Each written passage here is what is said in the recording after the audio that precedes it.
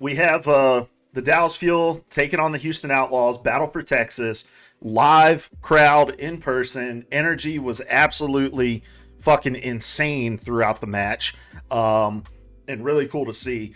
And a lot of people were down on the Houston Outlaws coming into this match. And if you go like look at the analyst desk, right, and look at their predictions, everyone picks Dallas.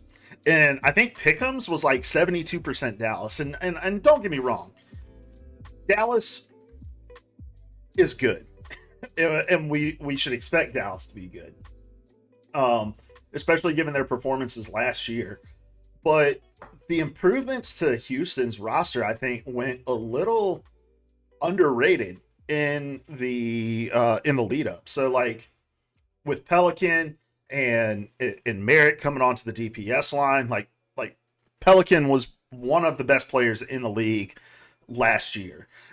Carried Atlanta to much of the success that they had throughout the season, and it was a huge pickup for Houston. And even though they had some consistent DPS play last year, I think Pelican just takes it to a whole nother level, right? And there was a lot of conversation about like, well, we don't have a main, well, the Outlaws don't have a main support between Iris and Lastro. But you know, I think what we're going to see throughout this match is like they really make this stuff work, and they did do some unique things with like Dante on the Doomfist for a couple maps, and then bringing in Piggy for that third map to play Diva. And I think there was also some there's also some concern with like, okay, well, what if it's like a very Reinhardt dominant meta? What if it's a very even Winston dominant meta, and you just have Piggy as your sole main tank on the team? Is there going to be a lot of are they going to find a lot of success? So yeah, that's kind of where Houston was at coming into this match. And then if we look at, I'm just pulling up the Dallas roster here. Dallas obviously had a ton of success last year. And they brought back much of that same roster. And it's almost a comedy of riches for the Dallas Fuel in a lot of ways, right? So they've got Edison, they've got Doha, they've got Sparkle, all at the DPS position. All three of those people, those players, incredibly talented at the things that they do. And so it's more about just like deciding which one you don't want to go with, and having to live with not being able to play all three of them. And the same thing between Fearless and Hanbin, right? Like it's a comedy of riches at most of the positions for Dallas. And so I understand being high on Dallas coming into this match. But I think some of those improvements for Houston, I think, you know, falling back on they don't really have a main support, really put a damper on all of the outlook for this team, not realizing like the lift that Pelican gives the team just through his sheer talent is pretty incredible. So, but yeah, let's get into the match finally. All right, so yeah, we've got Lastro playing the Lucio, and they talked about this in the pregame, but, you know, big point of emphasis right here, right? Like, Lastro's not a main support, doesn't have the best Lucio play. Lucio was a place last year for Houston even that was really, like, kind of lacking in their support line, and so, that's one place they want to look at. The other thing is we see Pelican in a lot of this match playing this Echo. And we saw a lot of Echo coming from Yaki, I think, in the NYXL match. And it didn't look all that strong. Like, and I think the thought was like, hey, there's so much soldier going out. There's so much hit scan that's on the field. Like, trying to get value out of an Echo in addition to the nerfs from Echo, I think is really challenging. So, but Pelican kind of just hard commits to the Echo for a lot of this match. And then we'd be remiss if we didn't talk about the Doomte right here. Yes, so Dante coming out on the Doomfist, and this is something that a lot of people were talking about. Like, is this something that we're going to see, right? Are we with Doomfist being reclassified from the DPS spot into the tank spot, are we going to see more DPS players who were talented at the Doomfist, like Dante, move into that role and pilot the Doomfist in the tank role? And I think the general consensus was we're probably not going to see a lot of that. And I think the reason's kind of twofold. First of all, is the flexibility, right? Like, so if Dante goes out on the Doom, gets hard stopped, hard countered, can't get anything accomplished, there's not really a lot of room for him to flex and play other tanks. I don't know much about Dante's tank pool, right? But I don't think it's all that deep.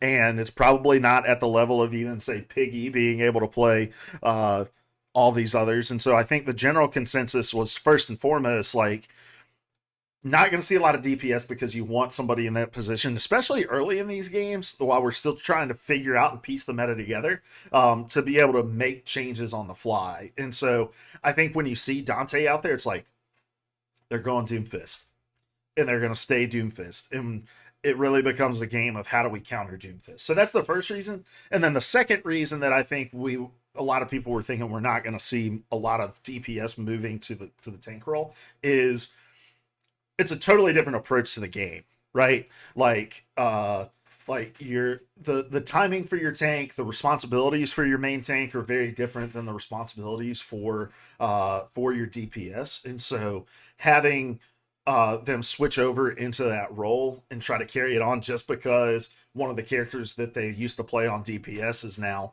a tank and a viable tank option, was probably still not a really great option. So they announced the Doomte starting, I think, earlier in the day yesterday. And so it immediately became just like a point of conversation. Like, let's see how the Dante pans out. So that's what we're seeing from them. If we go over to Dallas, we're seeing what we've much more traditionally seen. And actually, let's go ahead and play so we can see what that second DPS is, because it's not Sim, right?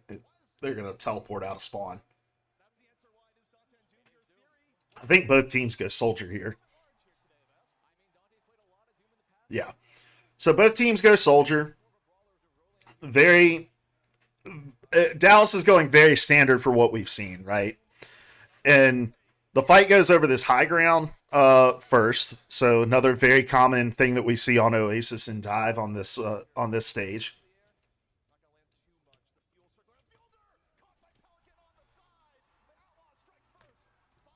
And Pelican made the Echo look much more viable.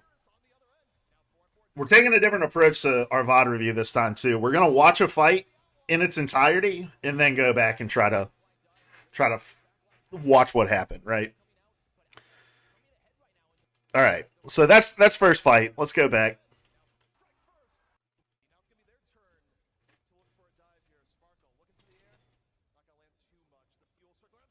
So I don't know exactly where Fielder's at. So let's go here. So it looks like Fielder's is gonna follow along into that high ground too. So he's right here. And I think they decommit from the high ground fight. Did he sticky bomber? Like, he feels like he's very far away. So the Doom just gets into the backline there. And I think Fielder just I think Pelican just lands some sticky bombs onto Fielder, and at that point, like, the healing's just out, right? And reset. Let's go next fight, right?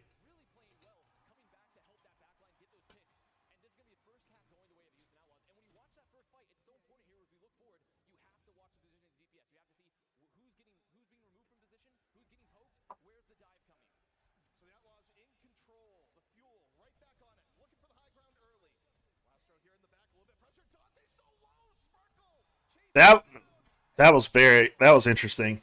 All right, again, we're gonna watch the fight play out, but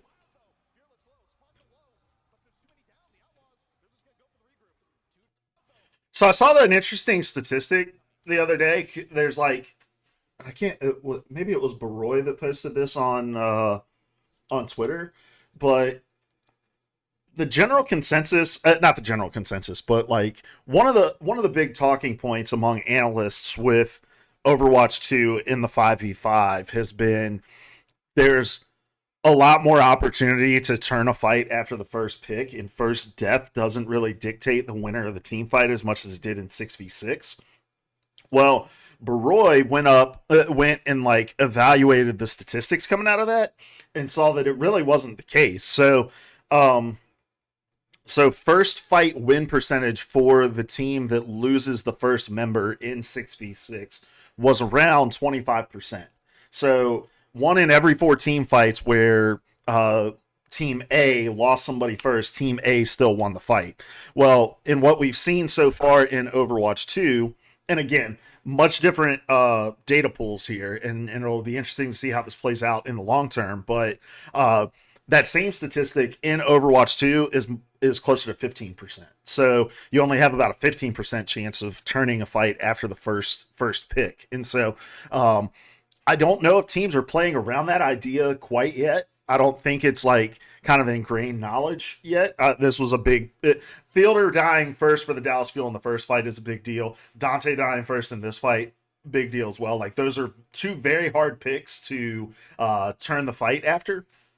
But it's something that'll just be interesting to watch as you're watching Overwatch in general. So they're trying to recontest the high ground here, and Dante is just kind of by himself, right?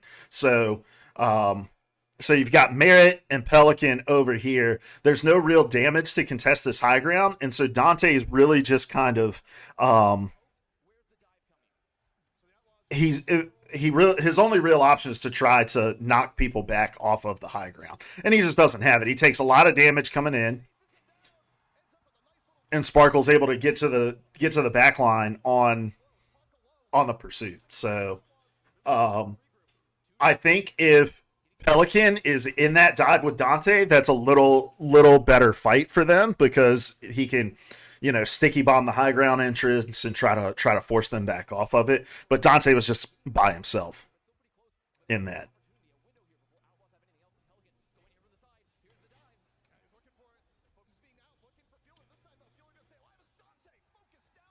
What happened to Dante there?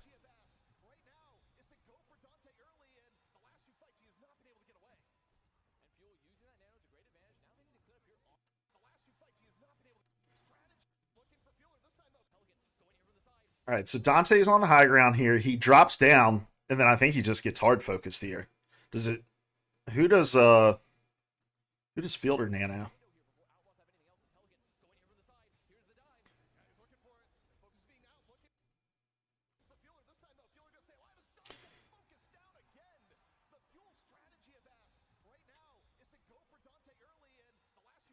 So yeah, the Genji gets Nano there. It looked like, and they just hard focus Dante out of the fight.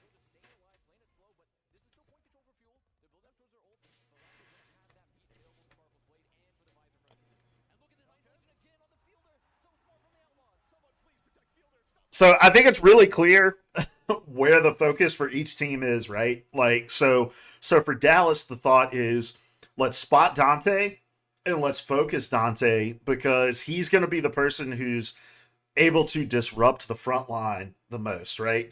And for Houston, the focus is we need to find Fielder, we need to isolate Fielder and get him out of the fight because honestly, Anna's just super oppressive right now with sleep dart with the 10-second cooldown on Bionade that lasts for 4 seconds on people. So yeah, the you kind of see the focus targets here for both teams.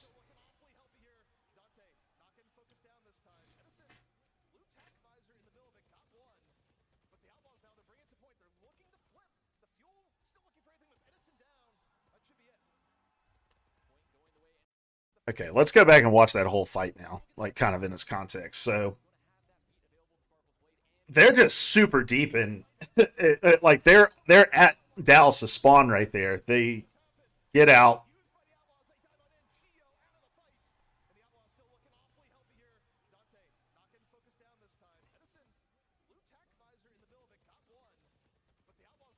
Has Chio gotten a beat yet?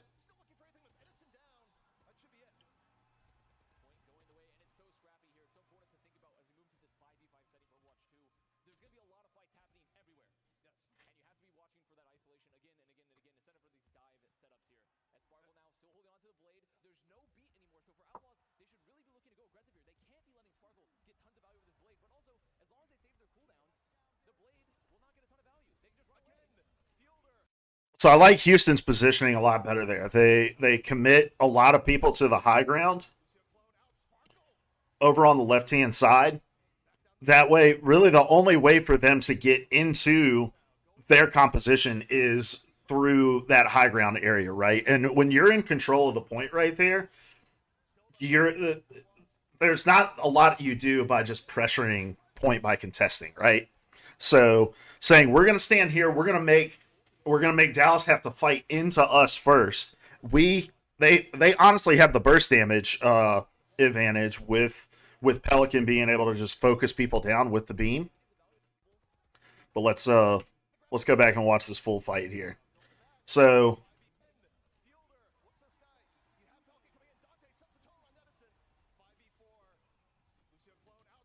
okay, I don't think we've gone back far enough here. All right, so here we go.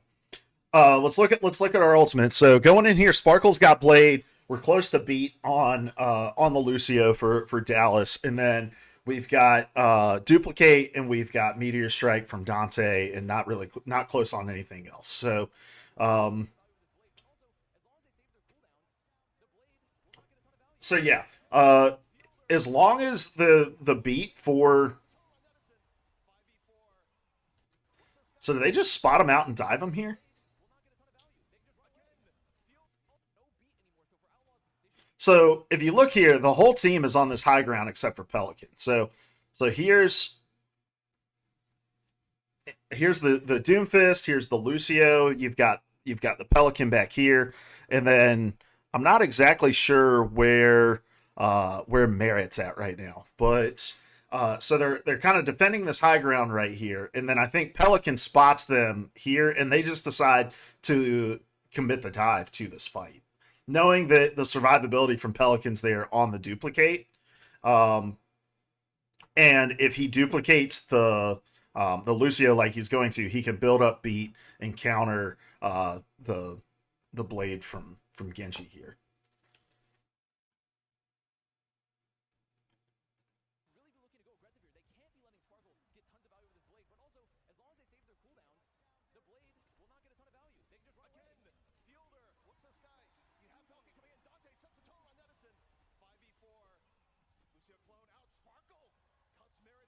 Dante's just doing a really great job. In the team at large is just doing a really great job of identifying the singular target that they want to dive onto. Oh, he doesn't get the beat. So the timing for that for the beat was it just isn't there. It takes too long to charge it.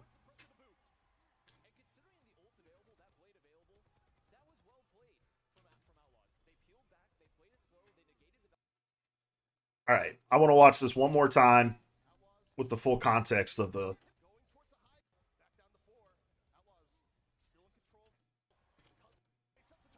All right, here we go. So the whole team's on that high ground. Pelican gets in behind him. They focus down Edison, duplicate the Lucio. The blade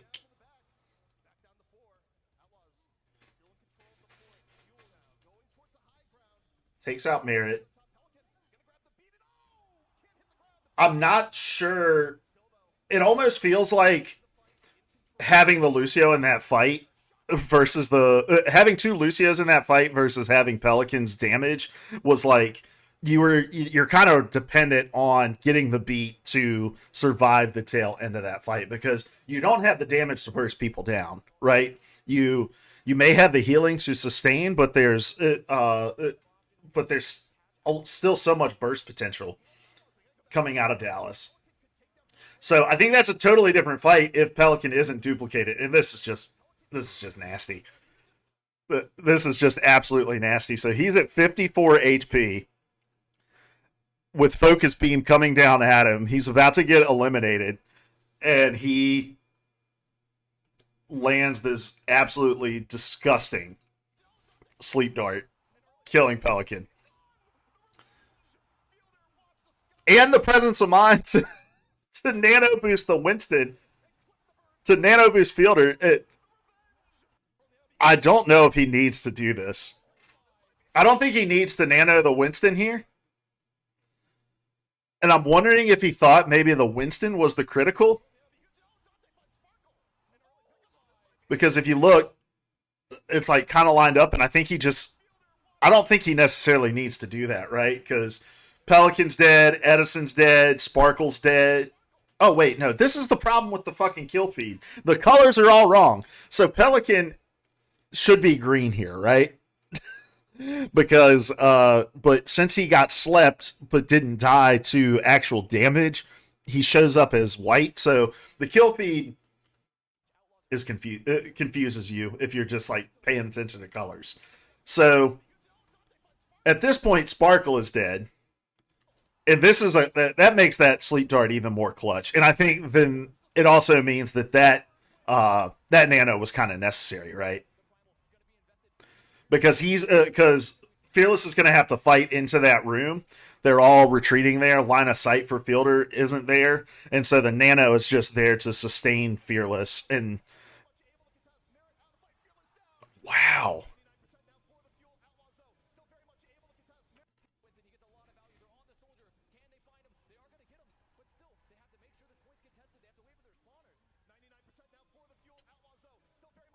All these fights in 5v5 just feel so much more chaotic. And I think that's why the feeling is when you're watching it that like it's just scrappier. That means that the team there's always a chance to turn these fights, right?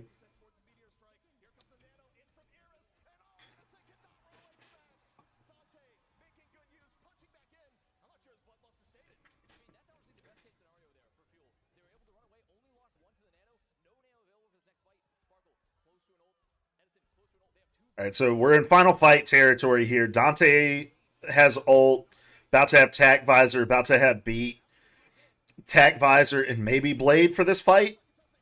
Wow.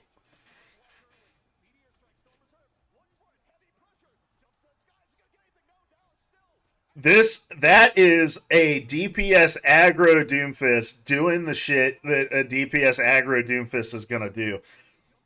All right, so this is a terrible spot. So we've switched up here, right? Fearless has gone to the Doomfist to try to counter the Dante. This right here is an absolutely awful spot to try to contest the Doomfist that has this kind of forward position, right? And we're about to see why. So he's going to seismic slam in and then just punch them back into this room. And there's so much damage that's done that when Merritt finally gets his tack visor and comes in, he's just able to clean up. I feel like if you're Dallas, you're probably taking this route because you know you're going to have to contest. But I think it's a safer approach for you if you come through this direction and in, because you're just gonna get CC'd. Like there's no real great advantage being this grouped up against the Doomfist. Um, and I also think like I guess maybe the thought is like Fielder can bionate into here and get more value there, whereas he's gonna have to take a much wider angle back to like this area to get line of sight to be able to heal into here. But yeah, I feel like this isn't the best place that you need to be because Iris gets the same advantage, right? Now that there's no shield on, you kind of negate any if you land this bionade, you're negating all the AoE damage. You're negating the bionade from here. You're negating Edison's biotic field that he lays down. Yeah, this is a very interesting approach. Like I feel like if you've just lost a fight and there's forward position, this is almost an off limits kind of area for a composition trying to run into a Doomfist. Or you need to land the sleep dart. Um, I think those are your options. But yeah, let's watch it. Look at how much damage is done here. So everyone is full health coming in, right? So he gets the slam. They land the Bionade onto three. Edison's almost just absolutely dead. Sparkle is under half health. Fearless is taking a shitload of damage. And now the Ana, none of the healing that's down on this field is getting any advantage at all. This bio field doesn't get anything. Fielder's not able to heal these three characters at all.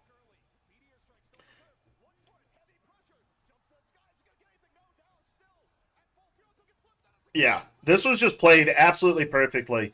Dante goes in, creates the space, the Bionade perfectly placed, and Merritt comes in and just cleans up the damage.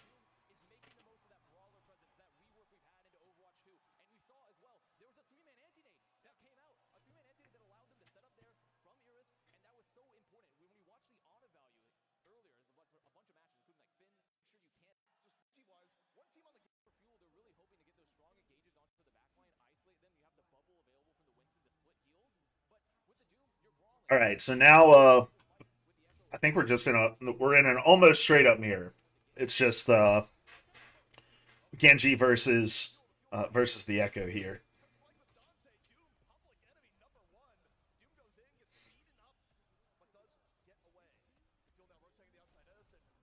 I just think the high ground contest with the Echo here is so much more critical, and just the amount of damage that if you're rolling as a unit, you're gonna get from Pelican, which is the big difference here, right? So they get to this high ground so fast, like with the Genji, you don't really have an option to come in here and try to contest this high ground. So really, the only option that you have is what they're about to do, which is let's use our speed. Sorry, which is let's use our speed to get into this room and try to flip positions almost and fight on point. But the rotation ability is so strong they don't take the long route, right? They see where it's going. So I think this is what Dallas is hoping for, right? So we'll go blue for Dallas. All right. So what Dallas is hoping to do is run back into this room over here, while Houston is hopefully can I pin that color? Um, and they're hoping Houston tries to come here and then fight into this, right? But we've got Lastro back here, and there's so much mobility on the side of Houston with Dante and with Pelican. And then we've got Merritt, who's already contesting back here. So he's going to have line of sight on this room anyway. But I think what Dallas is hoping for in this kind of approach, like, okay, we've lost this high ground instantly. Hopefully Houston takes the long way around and we just kind of have to duke it out here on point. That's not what happens, though. So instead, what happens is they spot out, I'm guessing either from Merritt's position or maybe Lastro sees it, that they're taking this approach. And they cut this rotation off short, loop back into here, and force the fight in the room where Doomfist is going to get, excuse me, where the Doomfist is going to get a lot more value than if they were to fight it out on point. So this is just a really good early rotation, spotted off of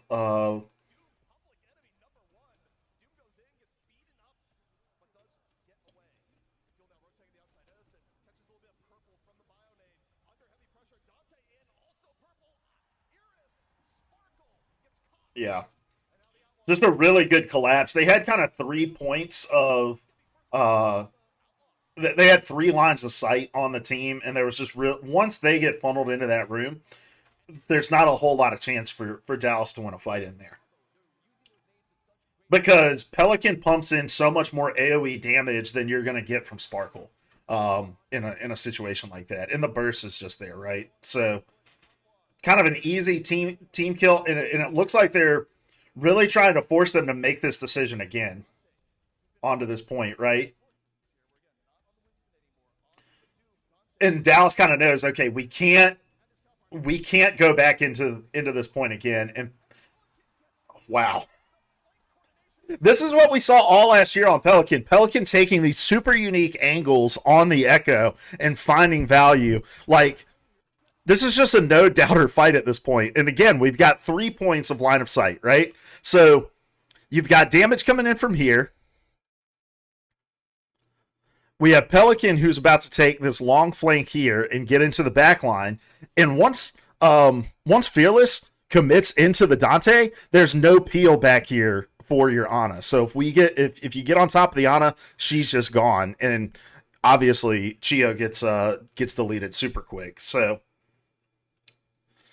I'm gonna pull this over here, and I think I can press this. Yeah.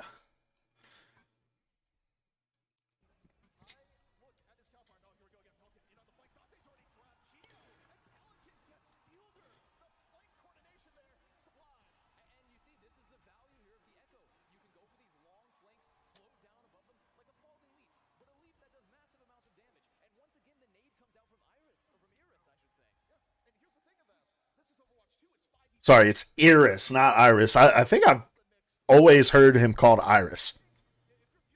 So now it's like, okay, what's the approach on this fight? We don't have access to this high ground. The Lucio's playing gatekeeper on the high ground. We've got Pelican dealing shitloads of damage from the one room that we're trying to get into to find the value.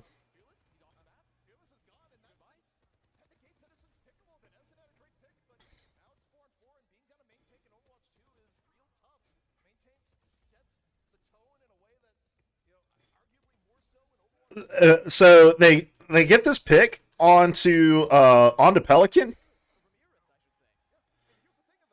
but but because Fearless dies, you can't do anything. Like you can't do anything fighting on the point to try to retake this. What happens to Fearless? Does he just get booped off or punched off?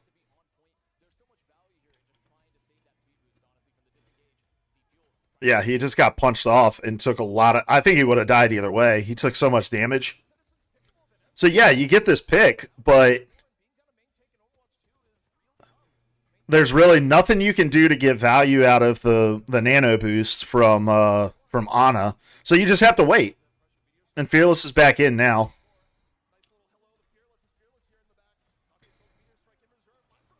Oof.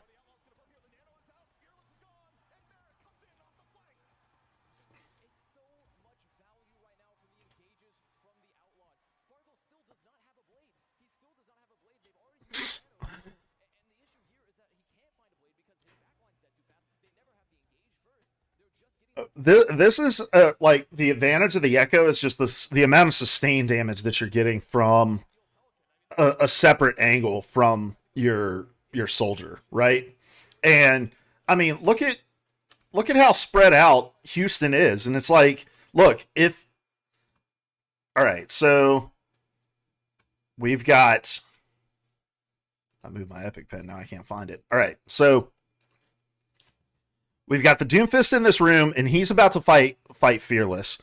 We've got Iris back here. I think there's two on the high ground back here. So it's like, look, they're gonna the tanks are gonna find each other. They're gonna engage right here. So I guess the thought is like, okay, well Genji, let's try to get to the back line. If he spots Iris here, that's probably where he goes. But the positioning is so good because wherever they decide to force the engage, they just can collapse and create multiple angles. So you're going to have Merritt, who I believe is up here, rotate down with his tack visor and is able to just deal all kinds of damage to the dive that's about to take place onto the back line. So just really like in I don't think that this is stuff that's possible in Overwatch 1 because the second tank is able to mitigate so much damage from the peel that these fights just start to sustain. Whereas, like, what I've noticed in Overwatch 2 so far is that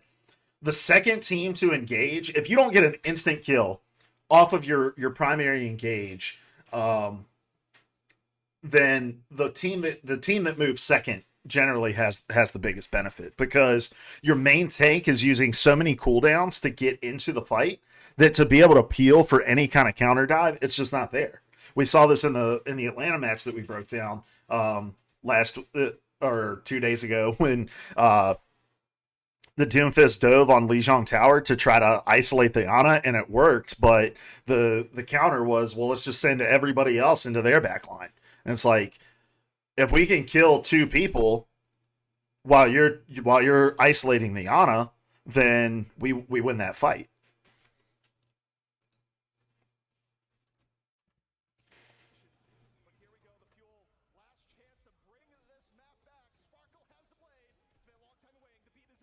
Oh, so they tried to dive Merit actually in this.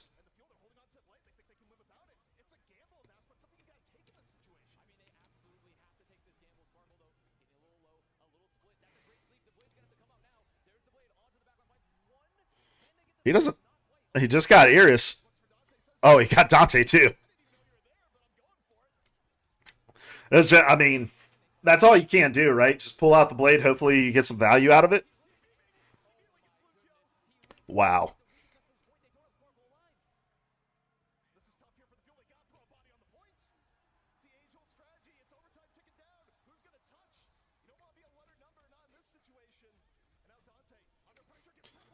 I also don't like how the point. It used to be that the point color would change. So, like, if Houston was in control of the point, it would turn to green. I think that's how it used to work. Now you can't really tell who's got control unless the percentage is going up. All right, so that was all just scrap, right? So how does Dallas win?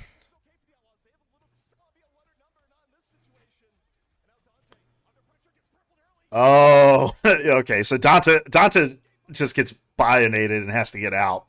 Um,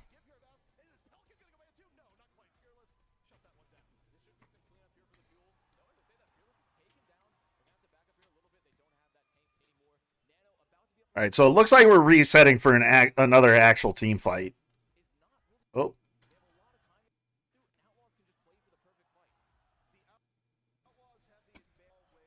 I don't know what happened there.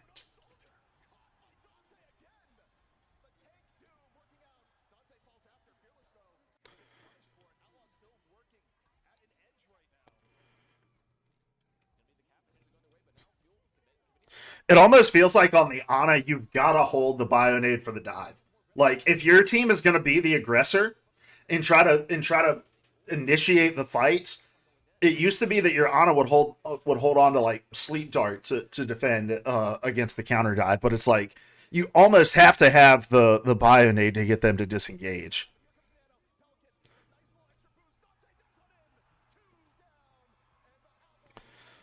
Ooh, sneaky Pelican.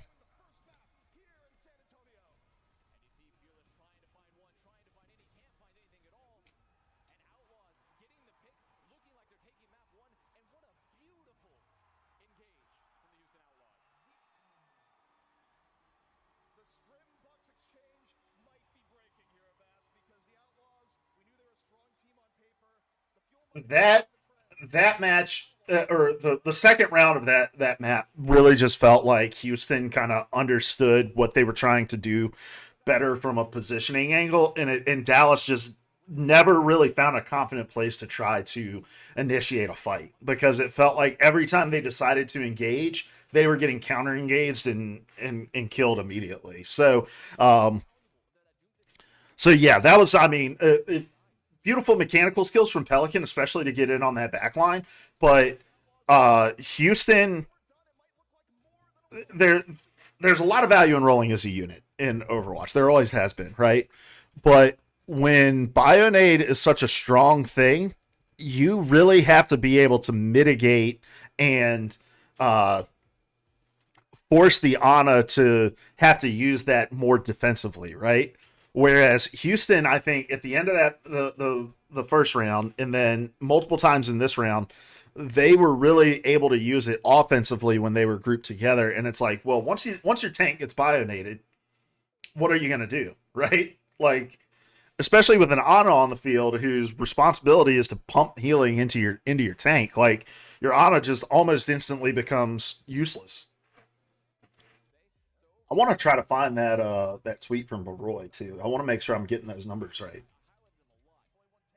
He said, since I heard it falsely talked about on broadcast, it's way harder to turn around in clutch fights in Overwatch 2 than Overwatch 1. First death win percentage went from 21% in Overwatch 1, which is 5v6, and then to 14% in Overwatch 2, 4v5. And this is not just what we've seen on stream in matches. This is also from scrims. So it'll be interesting to see how that how that plays out as we get more like stage games under our belts. I was so excited to see Hanbin come out because I knew we were going to see the Zarya play. And then I think this is when I got the message at work that I needed to do something. That I can't just sit and watch Overwatch. Oh, okay, no, he ends up playing the Doomfist. I guess he just hovered. We got to employ the League of Legends rules, guys, that we don't talk about hovers. We don't talk about hovers. No, no, no. Oh, wait, he is going to go with Zarya. Still, we don't talk about hovers because he hovered, because he did hover the Doomfist. So, same exact composition coming out from Houston. These maps are really interesting because I don't fully know everything about them and what the strategies are.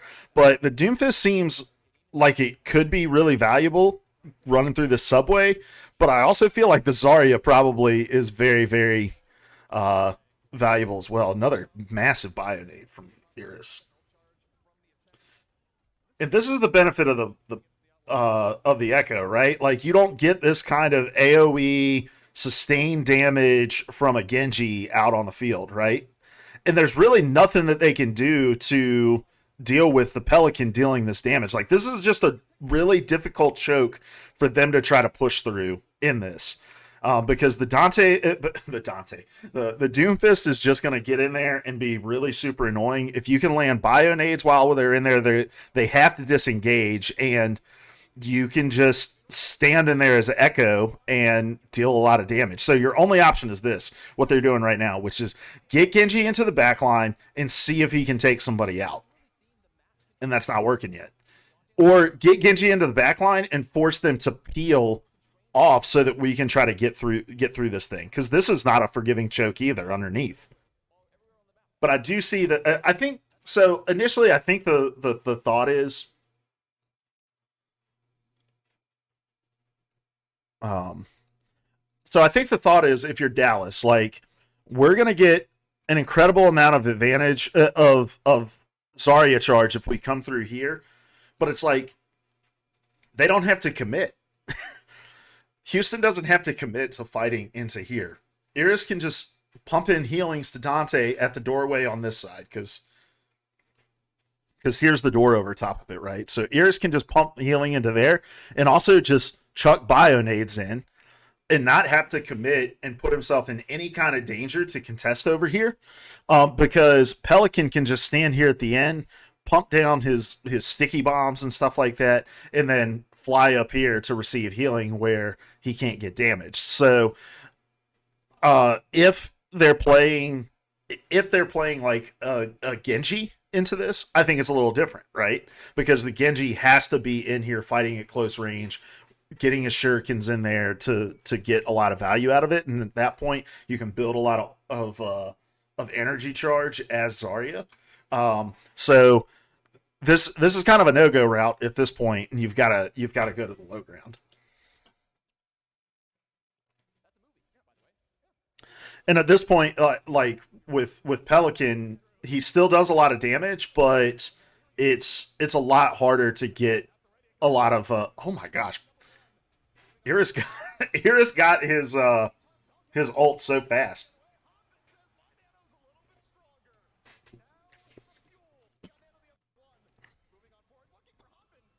Oh, Hanbin took the entire. Hanbin's at 94 charge with the fucking nano boost. Yeah, that's a quick win right there.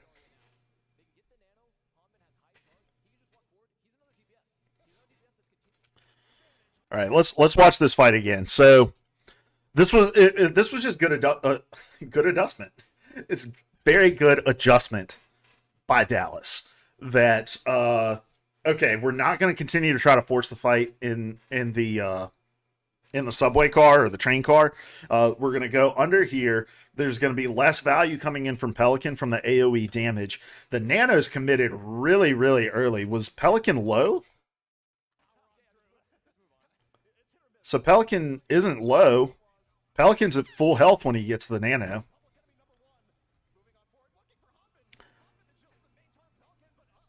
Yeah, that I feel like that's a very early nano that didn't need to happen. Like if Pelican and we're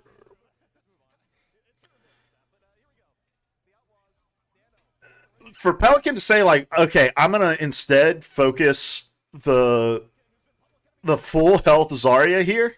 I guess he gets her down to half, but it's still like if you've got the nano on the Echo, why do you not just go for the backline and try to delete somebody? But I also can see where maybe he wasn't expecting it to get the nano that early. But yeah, that was a difference in nano value. A lot more advantage getting it onto a 94 energy Zarya than it is getting it on an Echo who uh, doesn't really have a low health target to try to get to. But they do get back to the fight in time to recommit here. And Pelican with the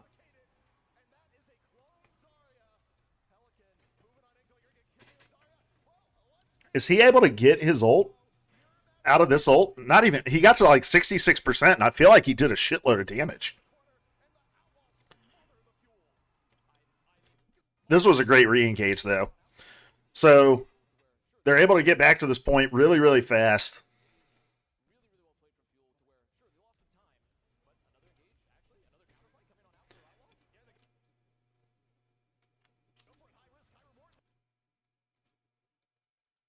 So who's up in the window? So Genji's up in the window. Fielder's on the low ground.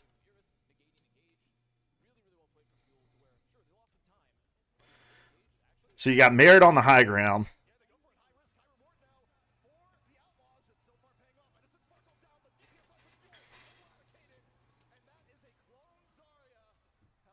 Yeah, he's doing a lot of damage and does not get to his ultimate. That feels really bad as an Echo. That's and like I guess I get it to an extent. Like Zarya's ultimate is so impactful, and it's even more impactful with less to deal with on it. Like less on the field to deal with it. Like an off tank.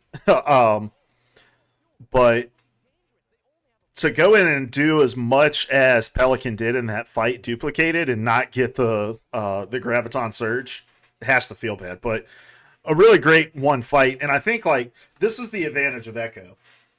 And there's like differences to how much health you get back when you duplicate a tank or whatever, but just the value of having those two incredibly large health pools on the field, and them having to the other team having to cut through that, like it's just not there. And then the advantage you get from as a healer of being able to have one extra high health target to try to pump healing into. Like I think there is still ultimate value from the Echo, and we saw it there. Um, on top of just the amount of sustain that you get from being a second tank.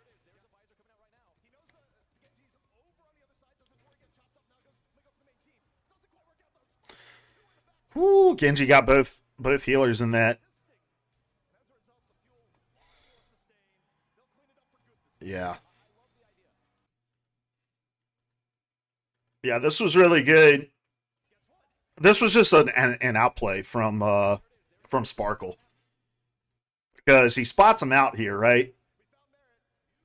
They know he has Blade, and it's like, okay, if he has Blade, that's really the only thing on the field right now that's going to counter because they just use Beat. So if I pop this, I can maybe like he may get a kill out of this, but the fact that he finds Lastro first and not Iris first is probably the difference. Like if he finds Iris there and Lastro is able to get out, I think Merritt is going to get more value out of his tag visor, but that's just not how it worked.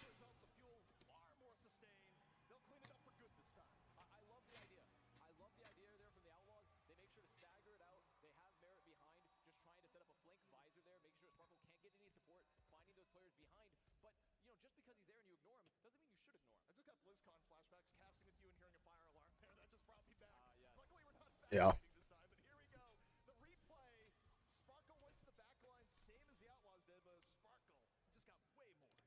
Yeah. Lastro almost got out of there.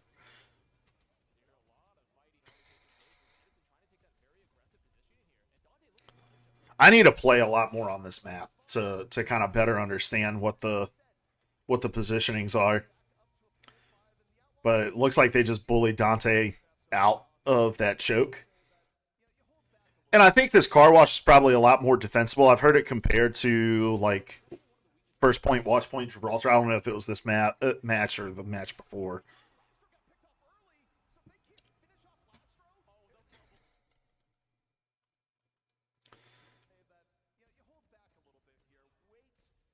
So are they going to nano visor? Is that what they do? What a clutch sleep dart. Oh my gosh. What was he doing? Why is Fielder there? Oh, this is behind the point. Okay, okay. My bad, my bad, my bad. Cut that, cut that, cut that. I was like, why is Fielder just hiding on this planter box in the front line? But no, he's in the back line here.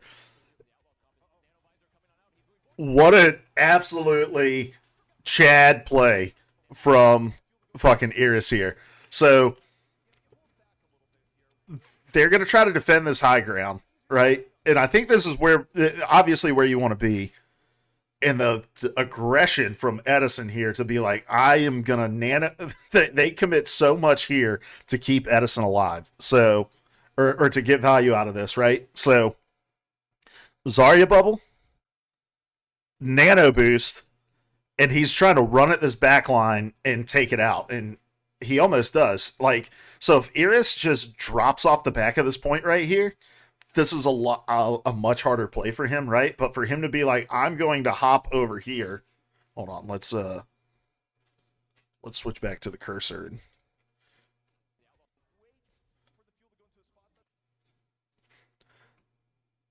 And let's playback speed.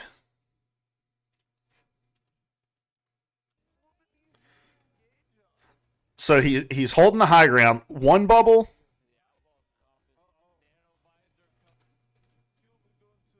And for him to just be like, I'm going to drop off onto this planter box back here rather than onto the road. Oh my gosh, that's absolutely sick. There's just not much to say about that other than absolutely insane outplay to, and it's like, look, that's a big play in Overwatch 1. It's an even bigger play in Overwatch 2, given the fact that the funny thing is they still lose the fight. I'm over here gawking over. This is the Outlaw stuff coming through, right? Like, they commit so much into Edison to get this play to work, but then and they get the clutch sleep, but Houston still loses the fight.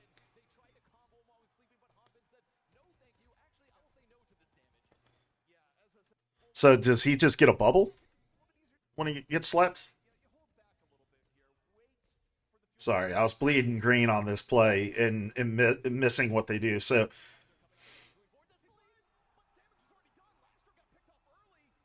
oh, yep, he gets a second bubble. That was really, really good for them to just be like, okay, we're not going to leave him to die. Let's get down there and help keep him up because he gets slept. They give him the bubble on the way up and keep him alive. Clutch. It was a clutch play from Iris. Even clutcher play, I think, from Hanbin to get down there.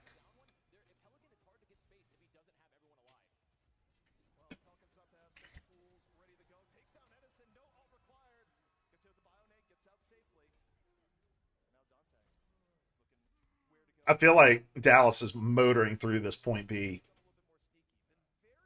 but this is a very hard place for this thing to get stuck. Having to fight through this car wash.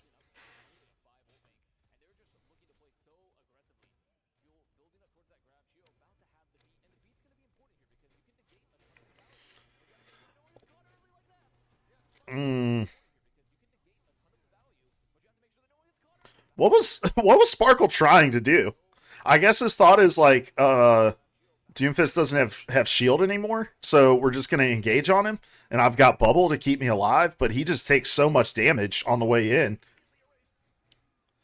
Like he's at half health before he even gets the bubble, right?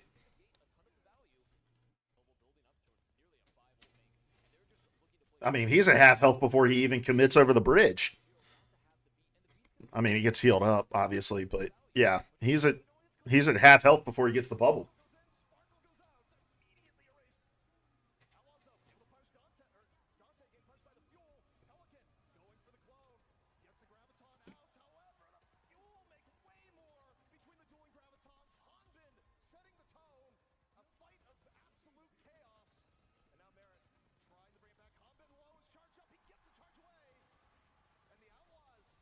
Ooh, big pioneer there.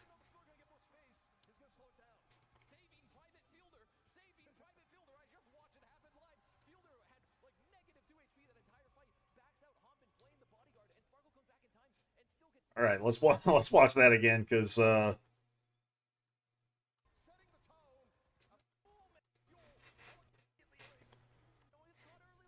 okay, so Sparkle dies. It looks like they're about to win that fight, and then Dante just gets shit on. Pelican loses his ult insanely quick.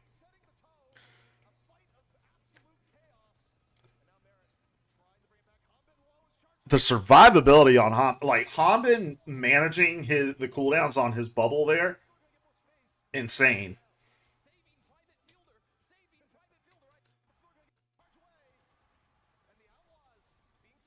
Wow. And he gets the nano out onto Edison here. So, and they didn't even have to commit tac visor to win that fight. So, Fielder, you hear a vast yelling, saving Private Fielder in this. And it's no joke, man. Fielder's so low in this fight, he has the presence of mind to get the Bionade out and nano Edison, all while almost dying.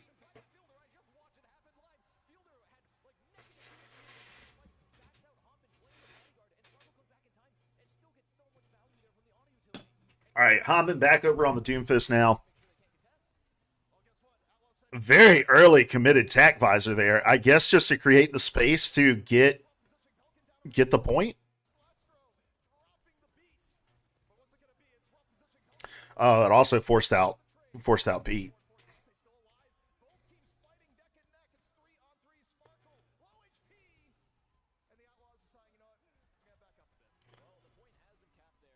I'm kind of curious, like I think there's a lot of muscle memory in just like, oh, tac visor, I've got beat, let's beat.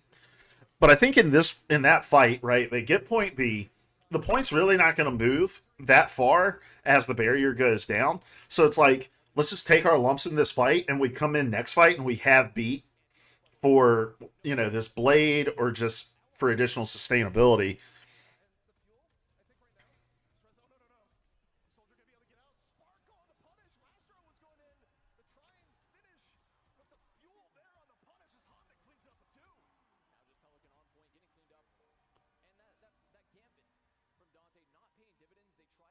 That they go into the back line and Dante's got to. Why does Dante have to get out so fast? Why? I feel like he could have committed onto one of these targets, but because he doesn't take a lot of damage on the way down, right? He's not using this to escape. Nobody's really ulted. I guess the thought is like, I don't know where Iris is. Maybe he doesn't have the heals to get out of here. But he really doesn't take much damage on the way in. Like he should have committed onto a target. Then he gets bionated and he's dead. And that's the difference. Oh, and Sparkle.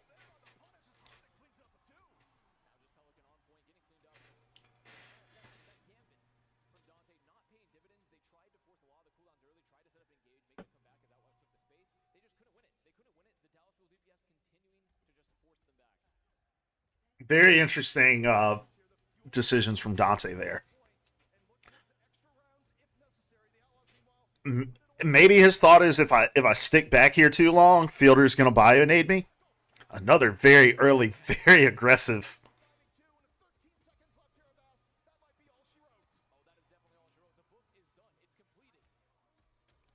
very aggressive tag visor there. Yeah, and this is just going to be a cleanup. Mm.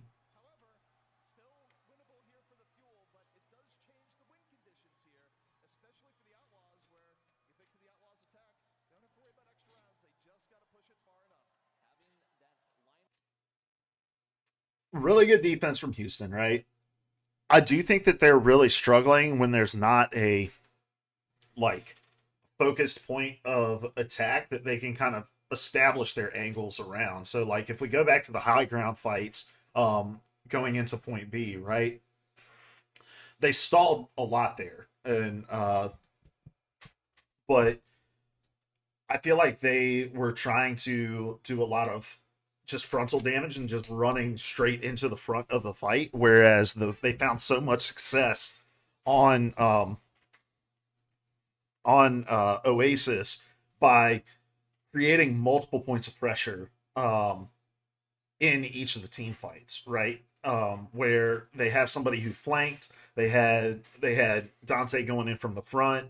I think it's a lot harder to get that on these maps where like you're pushing the payload, um, because they're so kind of choke focused, and you can't set up in that same way. So I think we saw that a little bit in that fight. I think they looked a little lost at times, and I think that Dallas really didn't capitalize on some of the mistakes that they had made. Right, like Dante going into the back line, not really committing to that fight, was interesting. Um, you know, not really punishing them for using beat in a fight that they didn't even really need to win. There's definitely some things that Houston can improve on in that map, I think, just from a decision making standpoint. But still, even with that, getting the stop halfway through point C, setting the win condition really good. So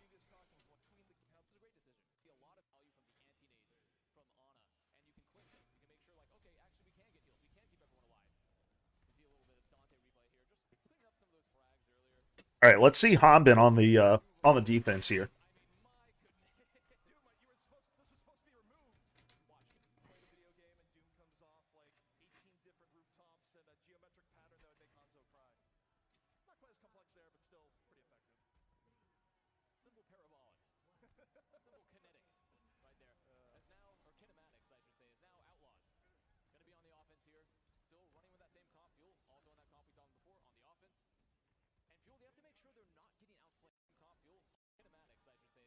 I just kind of zoned out for a second. I'm gonna be honest.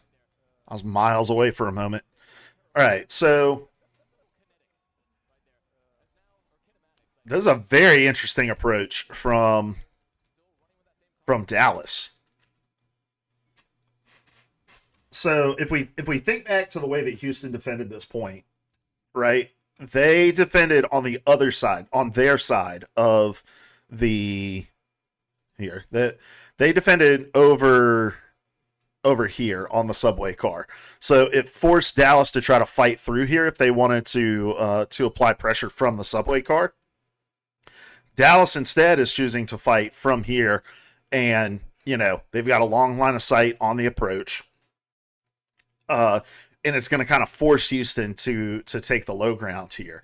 But again, depending on the quickness that you get around, like you got to remember with Dante here, there's so much more speed to change the point of attack than Dallas does on their rotation. So if they decide, okay, they're holding this position high, we're going to take a cut into here and reverse the point of attack, and they basically get the same positioning that they had on defense that was working out so well for them. Again, I should probably let these fights play out before I start talking, but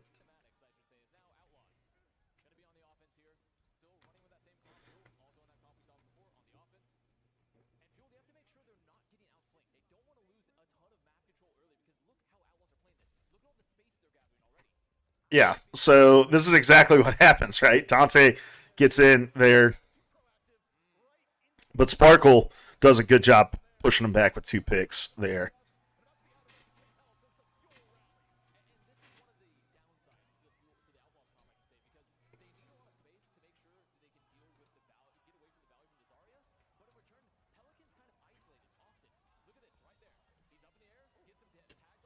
Oh, I missed that part. Sorry. Well,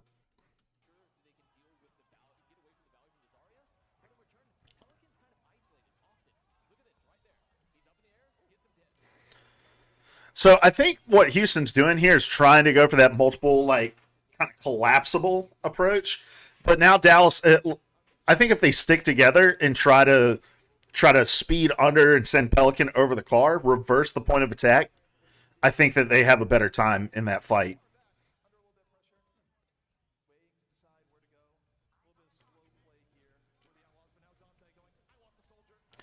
Very good pick there. And very good understanding from Dante of just knowing where his teammates were going to be.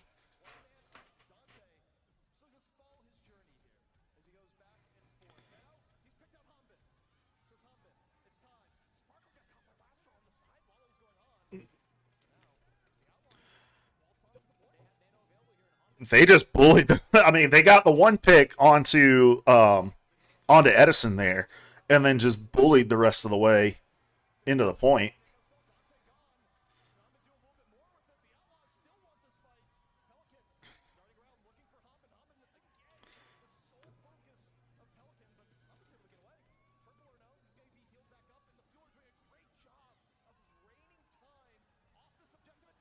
Mm.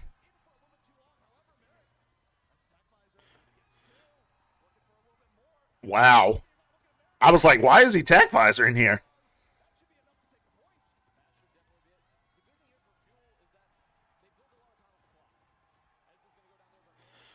What an absolute Chad play from Merritt there. That Houston had no business winning that fight. So, all right, here we go. All right, so they kill Edison right here, right?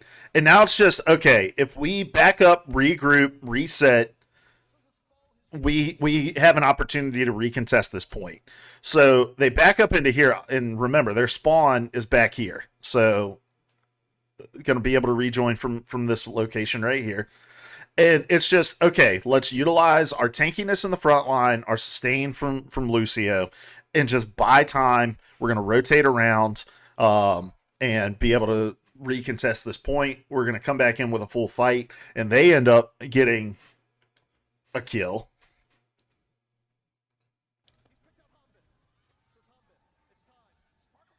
You know, that's just very patient, very good patience from Dallas. Regrouping the nano onto Hanbin. I love the nano Zarya. And then once Dante's dead, this should just be done, right?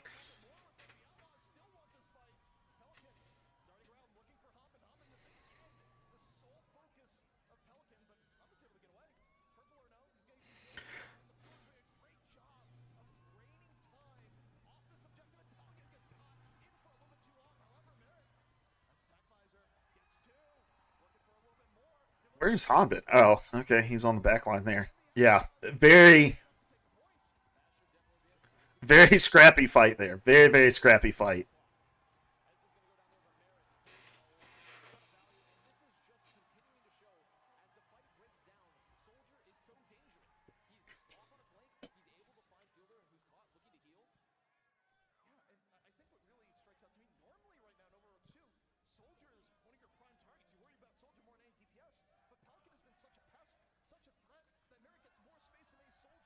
So I think sticking with the Zarya here. I mean, I guess that you kind of have to stick with the Zarya since she's got her graviton surge, but kind of interested to see how they get value out of her after the graviton surge because this is a really hard position for Azaria to defend by herself. I would have to imagine. I I would think you're trying to drop down into this low ground as quickly as possible. Like once once they decide to commit.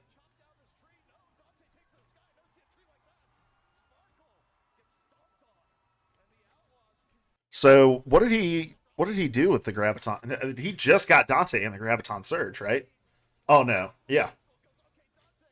So he just gets Dante. Dante's got his ult to get out. Yeah, Honda just wasn't able to get any value out of the graviton surge there. I feel like if you back up, try to force them into a fight in the car wash, maybe you probably get collapsed on there and don't get much value. It's just a really hard spot, I think, to try to get value out of a graviton surge. But if I'm Honda in there, I'm also like, I'm just gonna go die and switch to something else.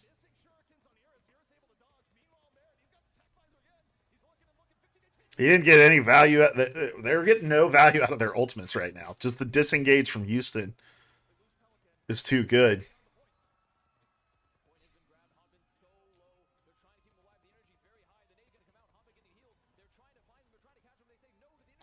Look at just so. I mean, obviously Dante is here, but all the space is being generated by this aggressive soldier. It's crazy, and there's no option without the like dive tank to try to turn this fight and uh get on top of the soldier.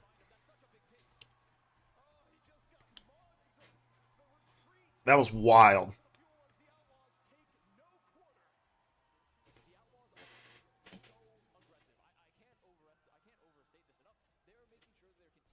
And you can't switch. If you're Hammond, you can't switch. You're 15% from Graviton Surge.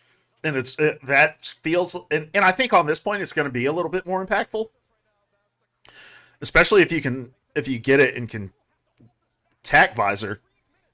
But, oh my God, another sleep on the ulting soldier.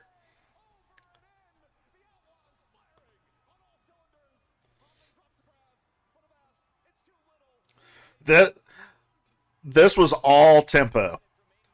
It was all tempo, and you can't generate any tempo as a Zarya on these points after you lose a fight. Like, and look, I understand from Hamden's perspective that you die at 85% to Graviton Surge. You don't really have an option to switch off of that because if you get it, you can switch the fight. And Houston just did a really good job of forcing the fight before that became a factor.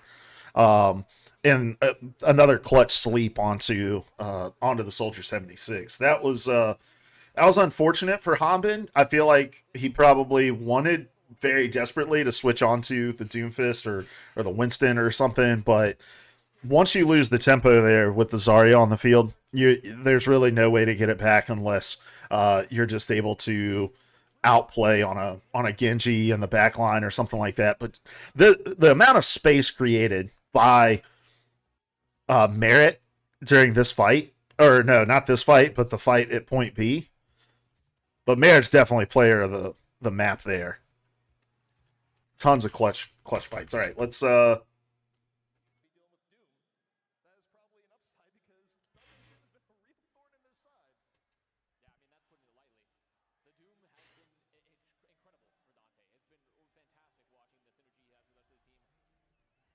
right, so Piggy is in now, and we've got Diva on the map. And I'll take a minute to talk. I know I talk a lot about tanks, but I play tank most of the time. And I think, especially in Overwatch 2, the tank is kind of it's always been the initiator. But if you watch the tank, you're gonna watch the team fight. So this is a super interesting composition that we see coming out of Houston in general because we've got the Diva here, and then we're gonna have a pharmacy, and then we've got the Ash. So I think what you would like common sense would tell you with the strength of Soldier, this is probably not the best composition to try to put out on the field. I think Dorado gives you a lot of interesting long sight lines around your my cat's looking at something like it's standing behind me. I think on Dorado you got a lot of good sight lines with good map features to try to play around to try to negate some of that incoming damage from the hit scan players. But I think Edison's actually going to stick to this Widow for a little bit of time before actually going to the Soldier. But I want to talk about Diva for a second because I think Diva just makes so much sense on the field right now. Like the two must pick characters at the moment that you're almost always going to see on the map are Soldier 76 and Ana. So, as a Doomfist and as a Winston, you've got the high mobility, you've got the knockback abilities, you've got as Winston, you've got your bubble shield and things like that. None of that stuff really directly impacts what makes Soldier and Ana so strong. Ana is strong right now because she's got a 10-second cooldown on her Bionade. There's less on the field to deal with her Bionades, and she's the only support with hard CC in the roster right now with her Sleep Dart. Sure, you can block both of those things with a Winston bubble. You can block both of those things with the deflection shield from Doomfist, but those are both on pretty significant cooldowns. Whereas with Diva, you can get in the face of the Ana and Defense Matrixer and try to just take some of those things off the field entirely. And then with Soldier, when he's ulting, you can Defense Matrix him, and you can absorb a significant amount of that damage. You can absorb Helix rockets, things like that. I think Diva makes a lot more sense than what we're seeing from her, and not just because I'm a Diva stan with my Diva Funko here. But I think Defense Matrix is a significant ability that needs to be taken advantage of a little bit more by teams.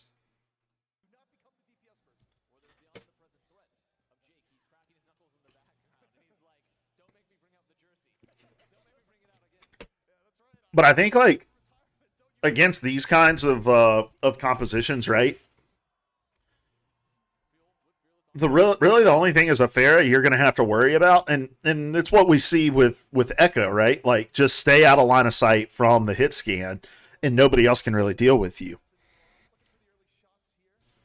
And so, from a positioning standpoint, we see Piggy on top of this building out here, and everybody else hanging out in the back line. Pelican can just layer damage in from multiple points. Iris is decently safe here. If they collapse on it, Piggy can peel.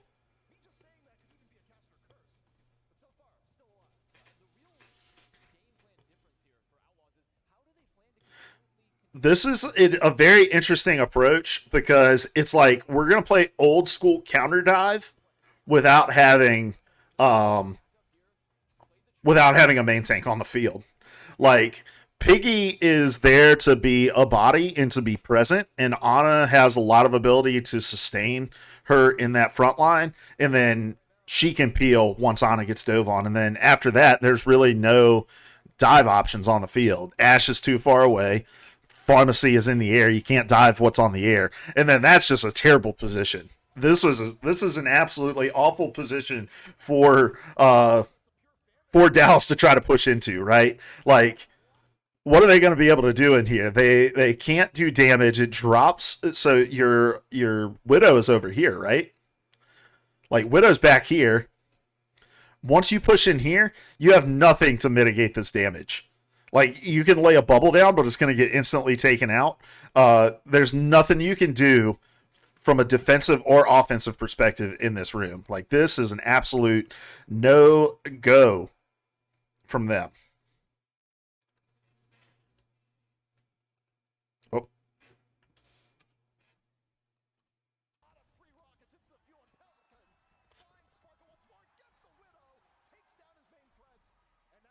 you're in trouble when the Pharah is just on top of the Widow doing what she wants to do, right?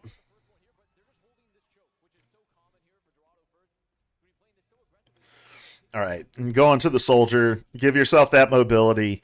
You know, you're not having to just work around your grapple hook cooldowns or whatever.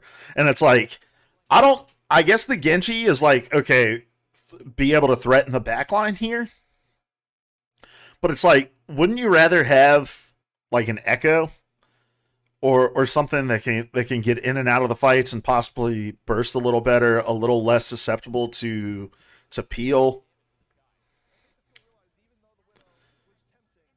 Because the Genji's not doing really anything to pressure the pharmacy.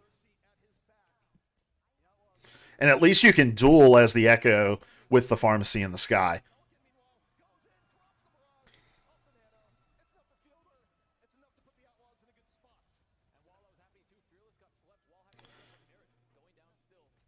This is I think a little bit of what we saw from Dallas last year, which was some while like Dallas last year was willing to play things that were not in the meta and were kind of forced to play things that weren't in the meta, because they didn't have a hit scan like Edison to be able to get out there and play this sort of stuff. But once they found what they liked that worked, they tended to just kind of stick to it very woodenly. And I think that this is a good example of that. It's like the composition that you're currently playing does not do a whole lot to deal with the uniqueness of what Houston is throwing out there.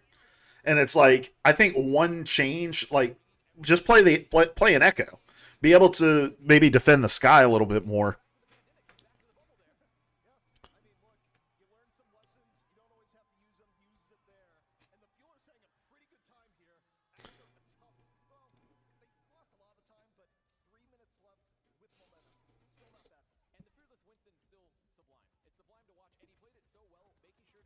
They really just grinded out that fight and then turned it off of the back of the ultimates that they were able to get. I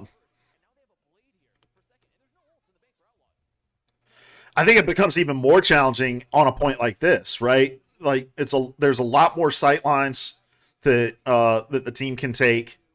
They've switched off the far. They've got two hit scans out there now instead.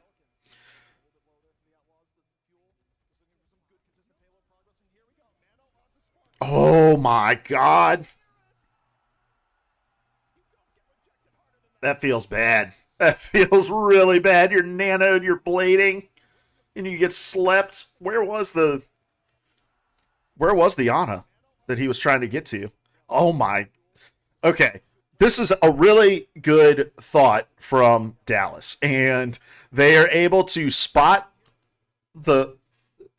If this Genji does not get slept, this is an absolutely one team fight, because he may get the knockback from the Ash here, but the only escape that Ana has is back into this room. Like, I guess she could try to fall off the side of the map here, but she's dead either way. And so, oof. Fearless is a second too late there. Fearless is half a second earlier with that bubble. The dart gets blocked.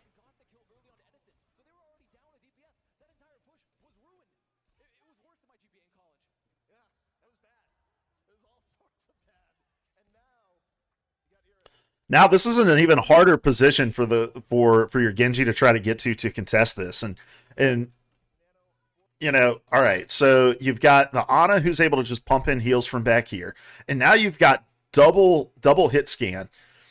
Your first line of sight's here, so your Ash is able to lay in damage here. If they try to rotate and flank from back here, all the Ash has to do is turn here, and your Ana has healing access to everybody still, right? So Piggy's up here. You've got your other you've got Pelican over here on the soldier, and then so his damage sight line is coming in from here.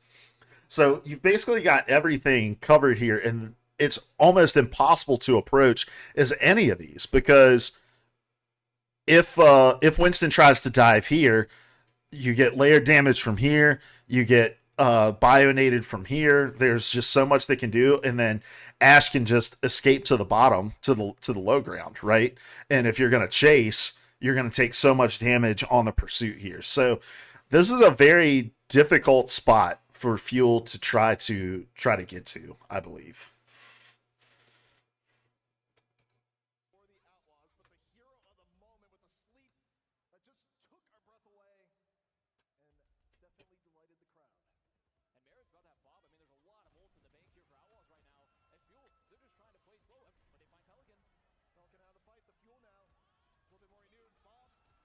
Oh, what a good bob, too. They sent the whole team on that long flank to the high ground, and there's just nothing that they can't pursue there because they got dynamited and they had to retreat, and then it's just you clean up, have to, and then it's reset, right?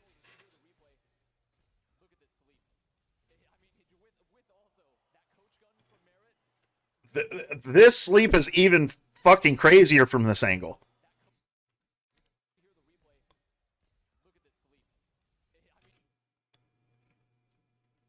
Look at that. Fearless was not as late as it looked from the other angle. The bubble is a little late.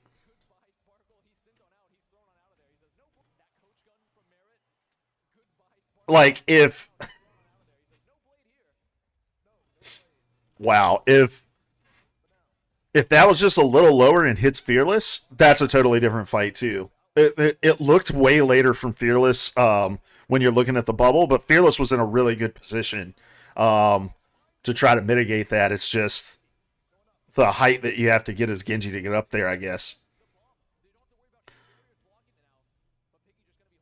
Did Fearless get what happened to Fearless that he didn't try to keep pressure on that high ground? I mean, he did take a lot of damage and now he slept.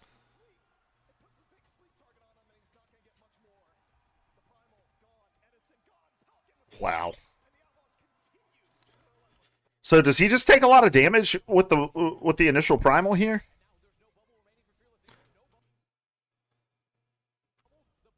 He just takes a ton of damage on the jump over. And I think he just and so he can't jump up and try to unseat them from the high ground here.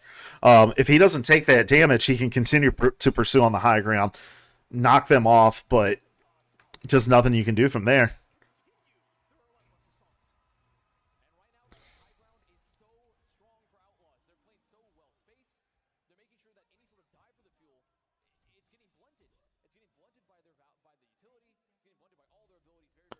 And this is good too, right? So that really there's no. Let's go back to this. So if we look at what they're able to do here, right? So you've got the Ana and the soldier here, and they're gonna push forward and try to pressure from this sight line. You've got the Ash who's able to come up here, pressure from this sight line. I think Piggy's gonna hop up here and join as well. So even just on the pursuit, you've got to take so much damage, use so many cooldowns to just get through this choke and try to pressure.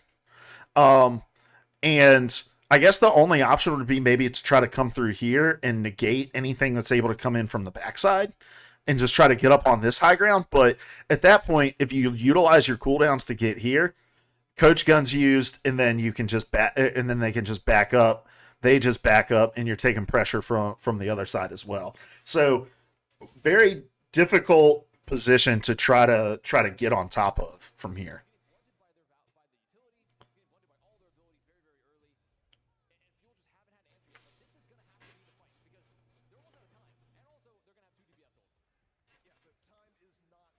And the cart's in a terrible position to try to get here. See how much damage Edison's taken just trying to get in a spot to be able to do damage, and he's taking it from multiple points, right? So once Houston knows where the team's at, it's really hard for Dallas to get into a good offensive position.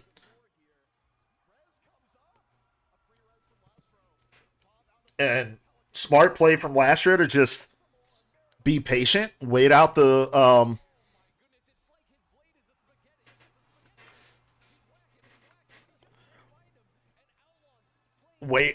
waited out the tack visor.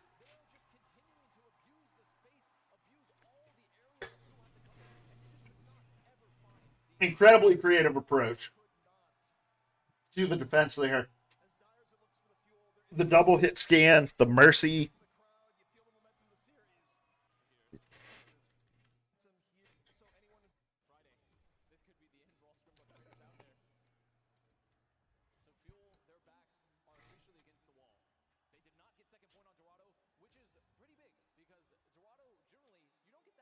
I'm trying to understand why Edison is on the Widow here.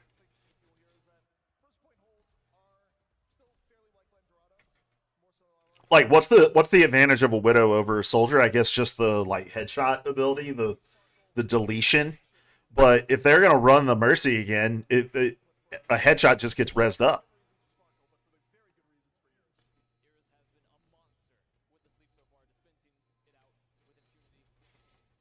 And a Brig?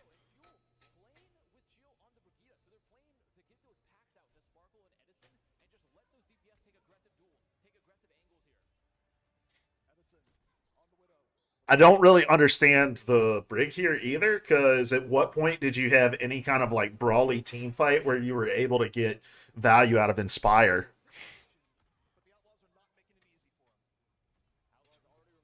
They've given up so much good position already. No damage done while they just get to the car wash for free.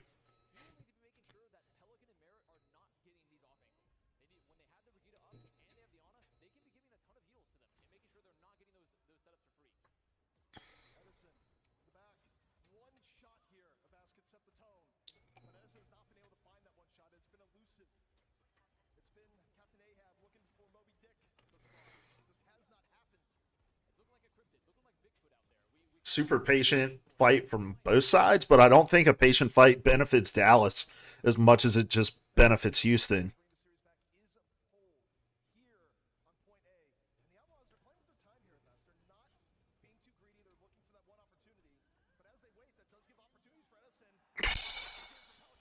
Ooh. Look, a pocketed Echo is always going to win the duel against an Echo that's not pocketed, right? So, um, very hard duel for Sparkle to try to win there.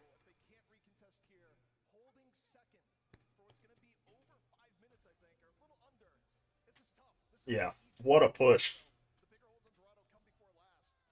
I mean, they didn't take any opportunity to try to take a fight, and they're not able to get really aggressive with their pursuit here because it's like, okay, the Echo can go in behind Fearless on a dive, but um, without a healer to go in with them, there's not much sustain. You get the health packs and that kind of stuff, and it can work, but you're not going to be able to outduel Echo being pocketed by a Mercy.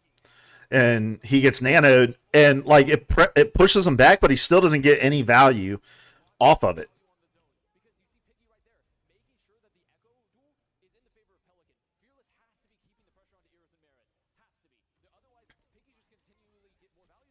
Oh, good bubble from Fearless.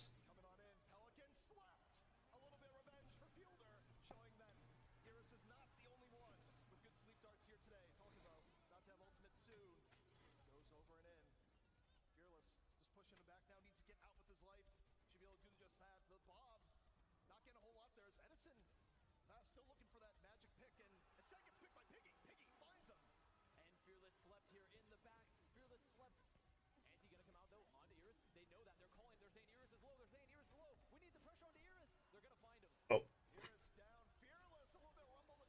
okay. Let's it feels like nothing's really happened on this offense already. Like there's been so many ultimates, but just nothing. All right, so sleep onto the Winston here, and then a Bionate onto the back line.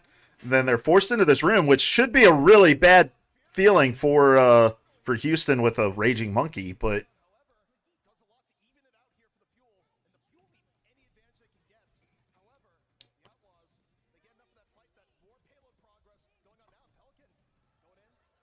the composition just doesn't make sense. And Edison has to switch off of the Widow onto the Soldier, and I feel like you just get so much more value out of the Soldier from the start of this, right? Like Widow's ultimate isn't super impactful with the composition that Houston's playing. Um, the Widow pick was just very strange here. It didn't allow for any kind of aggression, and now you're 1.5 meters from giving up the victory here.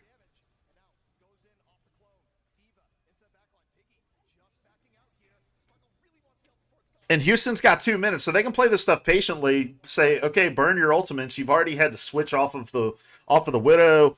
Your soldier's not anywhere close to ultimate here. So if we just back out, we get another opportunity at this. They don't even need the other opportunity. What a bad last map from Dallas. Like that, just a very strange composition pick to coming into that. I don't know why you go Widow. I don't know why you go Brig. Um, I don't know why you play so passively. Like if I'm playing a rank game and my team is just constantly backing up all the way through point A of Dorado, and we don't take even the most easily defensible fights underneath the car wash there, like I'm raging on like what are we doing, guys? We're and the more you back up there in that fight, the more ability you give to Pelican on the Echo to get value out of that as well. Very very strange approach from Dallas on that map, and not a lot of good adaptation um, into it. I don't know why you don't just play the Lucio there, play the Lucio or play the Mercy with the Echo, like and just pocket your Echo and give her a fighting chance in those duels. That's very very strange. Very, very strange. All right, but that is going to do it for our VOD review of the Dallas Fuel Houston Outlaws match. I said I wasn't going to fanboy too much for Houston. I didn't have a whole lot positive to say about Dallas and a lot of that, but it's just because there wasn't a whole lot of positive to talk about. They got rolled on most of those maps. So um, I do think that Dallas is going to be good this season. I think they're just going to have to take some time to figure it out. I think they're going to have to be willing to switch off of things as they're not working. And I think one of the interesting things with the changes to ult charge is just how do we value our closeness to ultimate now when needing to switch. And I think this was especially true on Midtown. It's like as Houston was gaining tempo and momentum on the push, and you had Hanbin on the Zarya, it's like, okay, Graviton Surge is a high impact ult. I think it's maybe a little less high impact now, given how spread out teams are. Like the Graviton Surge that they used defending point B, all they did was capture Dante, weren't able to burst him down. He gets out of it, right? Hamden lives to 85% on the for his next ult and doesn't feel like he can switch off because of the value that he's going to get. And I don't think he got a significant amount of value in the second one either. And all you're doing is losing tempo and the ability to create space on those pushes. Um, Evidenced by the fact that an ulting soldier was able to create a ton of space on the front line. And yes, he had Dante with him, but I think it was more the damage from the ult. So, um, and I think teams are going to have to kind of reconfigure the mental math that they have to do when needing to switch off of something that's not working. Um, and I think there might be a little too much high value saying, "Oh, well, it takes us so long to get these ultimates. Like we need to stick with it." And also just recalculating how impactful is Zarya's Graviton Surge if Houston's playing in this like let's set up 3 points of pressure in a fight, and not group up. So interested to see how both these teams perform in their second games of the weekend. But that's going to do it over here on YouTube. If you enjoy the content, like, subscribe. We're going to be doing a lot more of this. Leave comments below. What do you think Dallas did well? What do you think Houston can improve on? And until next time, goodbye.